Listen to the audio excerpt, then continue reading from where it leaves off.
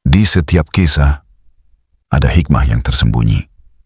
Di setiap luka, ada cahaya yang menanti. Selamat datang di Sohibul Hikayat, tempat hati kembali menemukan arah.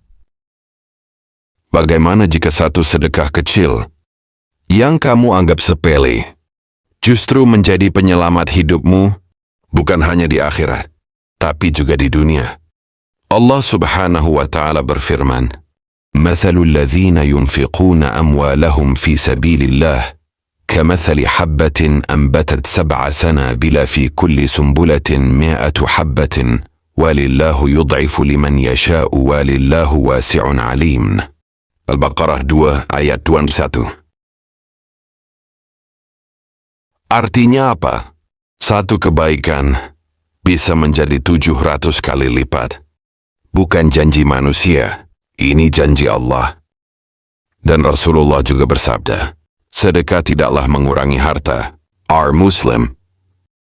Secara logika dunia, memberi itu mengurangi. Tapi dalam logika langit, memberi justru melipat gandakan. Ada seorang pria sederhana, bukan orang kaya, bukan pejabat, hidupnya pas-pasan. Suatu hari ia melihat seorang ibu tua di pinggir jalan, menjual makanan kecil.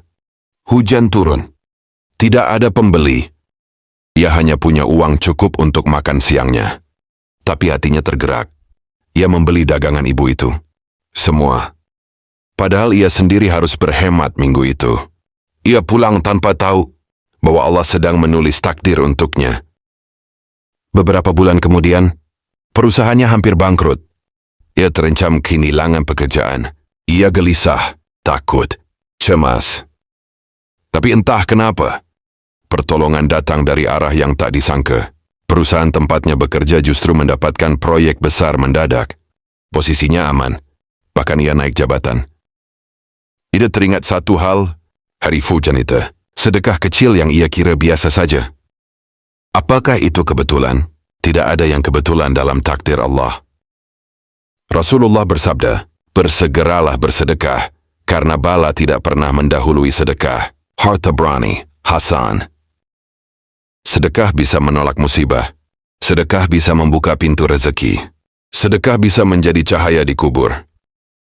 Kita tidak tahu musibah apa yang sudah Allah jauhkan dari kita karena satu kebaikan kecil. Masalahnya, kita sering menunggu kaya untuk memberi, padahal Allah tidak melihat jumlahnya. Allah melihat keikhlasan. Sedekah bukan tentang nominal, tapi tentang hati yang percaya. Dan mungkin uang yang kamu keluarkan hari ini adalah pelindung untuk masa depanmu. Kita tidak tahu musibah apa yang sedang Allah tahan dari hidup kita. Mungkin karena doa ibumu, mungkin karena istighfarmu, atau mungkin karena satu sedekah yang kamu lakukan diam-diam. Jika hari ini kamu diberi kesempatan memberi, jangan tunda, karena bisa jadi itulah yang akan menyelamatkanmu di saat kamu paling membutuhkannya. Sedekahmu tidak pernah hilang.